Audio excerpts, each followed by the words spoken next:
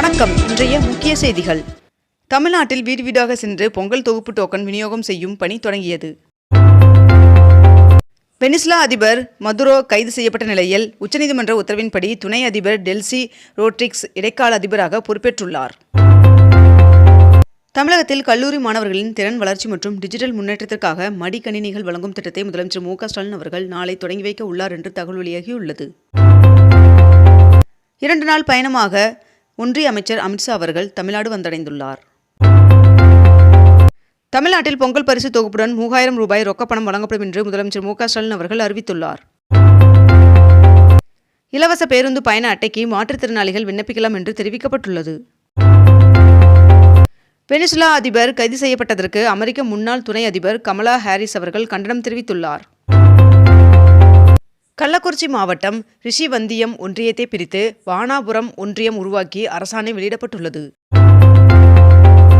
தமிழகம் முழுவதும் 9248 கடைகளில் இருந்து தடை செய்யப்பட்ட 15 டன் பிளாஸ்டிக் பறிமுதல் செய்யப்பட்டு 12 லட்சம் ரூபாய் அபராதம் விதிக்கப்பட்டுள்ளது. பொங்கல் பண்டிகை முன்னிட்டு வருகின்ற 8ஆம் தேதி முதல் சிறப்பு ரயில்கள் இயக்கப்படும் என்று தென்னக ரயில்வே அறிவித்துள்ளது. மேலும் இன்று முன்பதிவு தொடங்கும் என்றும் அறிவிக்கப்பட்டுள்ளது. தமிழகத்தில் அரசு அலுவலர்கள் மற்றும் ஆசிரியர்களுக்கு புதிய அறிவிப்பின்படி கடைமாத ஊதியத்தில் 50% ஓய்வூதியமாக வழங்கப்படும் என்று அறிவிக்கப்பட்டுள்ளது. தமிழ்நாட்டில் 11 கோவில்களில் 18 புதிய திட்டப் பணிகளுக்கு முதலமைச்சர் மு.க.ஸ்டாலின் அவர்கள் அடிக்கல் நாட்டினார். 2025ஆம் ஆண்டில் திருப்பதி ஏழுமலையான் சுவாமி கோவிலில் பக்தர்கள் 1383 கோடி ரூபாயை காணிக்கையாக செலுத்தியுள்ளனர் என்று தகவல் வெளியாகியுள்ளது. இலங்கை கடற்படையால் கைது செய்யப்பட்ட மீனவர்களை விடுவிக்க நடவடிக்கை தேவை என்று வெளியுறவுத்துறை அமைச்சருக்கு முதலமைச்சர் மு.க.ஸ்டாலின் அவர்கள் கடிதம் எழுதியுள்ளார். வருகின்ற ஜனவரி 7ஆம் தேதி முதல் 20ஆம் தேதி வரை அதிமுக தேர்தல் அறிக்கை தயாரிப்பு குழுவானது மண்டல வாரியாக சுற்றுப்பயணம் மேற்கொள்ள உள்ளனர் என்று தெரிவிக்கப்பட்டுள்ளது. காவல் உதவி ஆய்வாளர்கள், தீயணைப்பு நிலைய அலுவலர்கள் 750 பேருக்கு பணி நியமன ஆணையை முதலமைச்சர் மு.க.ஸ்டாலின் அவர்கள் வழங்கினார். புதுக்கோட்டை அருகே தச்சங்குறிச்சியில் இந்த ஆண்டின் முதல் ஜல்லிக்கட்டு போட்டி நேற்று நடைபெற்றது.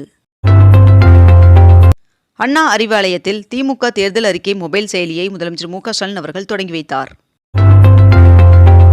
கதர் துறை சார்பில் 2024-25ஆம் ஆண்டில் தேர்வு செய்யப்பட்ட 13 பேருக்கு விருது மற்றும் காசோலையை முதலமைச்சர் மு.க.ஸ்டாலின் அவர்கள் வழங்கினார். உப்பாறு அணையிலிருந்து பாசனத்திற்காக இன்று முதல் வருகின்ற ஜனவரி 23ஆம் தேதி வரை தண்ணீர் திறந்துவிட தமிழ்நாடு அரசு உத்தரவிட்டுள்ளது. சென்னையில் இன்று 2 மெமு ரயில்கள் பகுதி அளவு ரத்து செய்யப்படுவதாக அறிவிக்கப்பட்டுள்ளது. தமிழ்நாடு தொழில் வளர்ச்சியில் புதிய உச்சத்தை எட்டியுள்ளதாகவும் 2025ஆம் ஆண்டில் மட்டும் 2 லட்சம் கோடி மதிப்பிலான தொழில் முதலீடுகள் மாநிலத்திற்கு ஈட்டப்பட்டுள்ளதாகவும் தொழில்துறை அமைச்சர் TRB ராஜா அவர்கள் தெரிவித்துள்ளார். பிராட்வே பேருந்து முனையத்தில் மறுசீரமைப்பு பணிகள் நடைபெற உள்ளதால் ஜனவரி 7ஆம் தேதி முதல் தற்காலிக மாற்றம் செய்யப்பட்டுள்ளதாக தகவல் வெளியாகியுள்ளது. எலக்ட்ரானிக்ஸ் உதிரி பாகங்கள் திட்டத்தின் கீழ் 41,863 கோடியில் 22 திட்டங்களுக்கு ஒப்புதல் வழங்கப்பட்டுள்ளதாக தகவல் வெளியாகியுள்ளது. வருகின்ற ஜனவரி 15ஆம் தேதி வடபழனி பூந்தமல்லி இடையே மெட்ரோ ரயில் சோதனை ஓட்டம் நடத்த சென்னை மெட்ரோ ரயில் நிர்வாகம் திட்டமிட்டுள்ளதாக தகவல் வெளியாகியுள்ளது.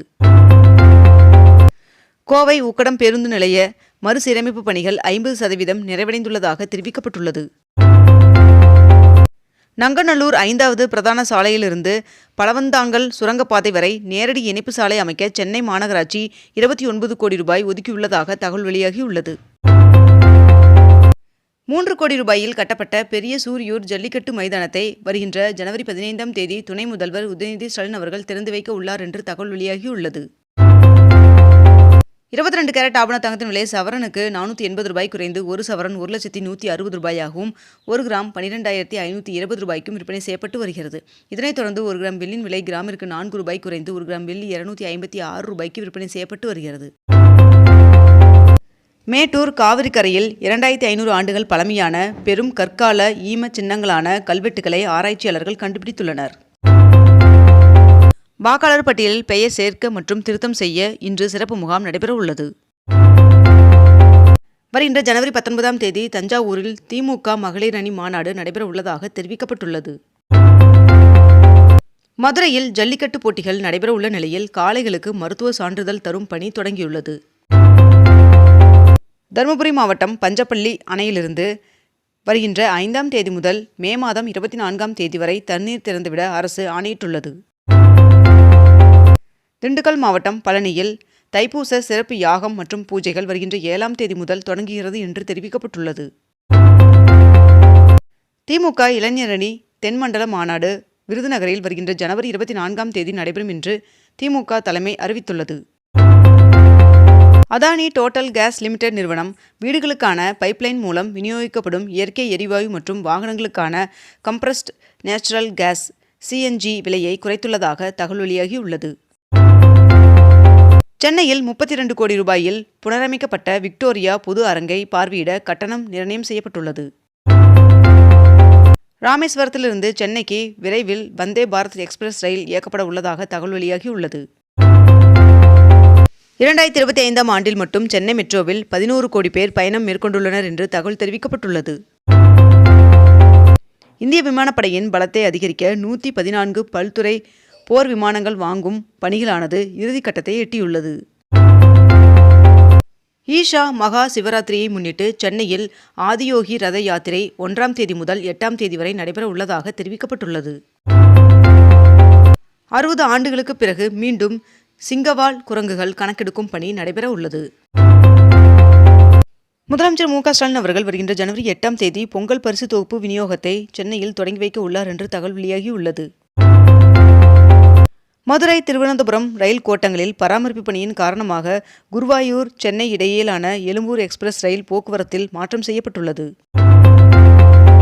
ஃபாஸ்டேக் பெறும் விதிகளில் இருந்து KYV நடைமுறை பிப்ரவரி 1ஆம் தேதி முதல் ரத்து செய்யப்படும் என்று தேசிய நெடுஞ்சாலை ஆணையம் அறிவித்துள்ளது. மருத்துவ கட்டமைப்பில் இந்தியாவில் முன்னணி மாநிலமாக தமிழ்நாடு இருந்து வருகிறது என்று அமைச்சர் மா சுப்பிரமணியன் அவர்கள் தெரிவித்துள்ளார். பவானிசாகர் அணைக்கு நீர்வரத்து வினாடிக்கு 5983 கனஅடியாக அதிகரித்துள்ளது. பிரதமர் நரேந்திர மோடி அவர்கள் நடத்தும் தேர்வு கலந்துரையாடல் நிகழ்ச்சிக்கு 3 கோடி பேர் முன்பதிவு செய்துள்ளனர். மகாராஷ்டிராவில் 19,142 கோடி ரூபாய் செலவில் நாசிக் சோலாப்பூர் அக்கல்கோட் வரை 6 வழித்தட பசுமை சாலை அமைக்க ஒன்றிய அமைச்சரவை ஒப்புதல் வழங்கியுள்ளதாக தகவல் வெளியாகியுள்ளது. தமிழக அரசு ஊழியர்கள், ஆசிரியர்கள், ஓய்வூதியம் பெறுவோர், குடும்ப ஓய்வூதியம் பெறுவோர் ஆகியோருக்கு பொங்கல் சிறப்பு போனஸாக 183 கோடி ரூபாய் ஒதுக்கீடு செய்யப்பட்டுள்ளதாக தகவல் வெளியாகியுள்ளது. 2026ஆம் ஆண்டிற்கான காலண்டர் தயாரிப்பு மூலம் சுமார் 400 கோடி ரூபாய்க்கு வணிகம் நடந்துள்ளதாக உற்பத்தியாளர்கள் தகவல் தெரிவித்துள்ளனர். இத்துடன் இன்றைய தலைப்புச் செய்திகள் நிறைவடைகின்றன. மேலும் இதுபோன்ற அண்மை தகவல்களை உடனுக்குடன் தெரிந்து கொள்ள அக்னிபூ சேனலை சப்ஸ்கிரைப் செய்து கொண்டு தொடர்ந்து இணைந்திருங்கள். நன்றி, வணக்கம்.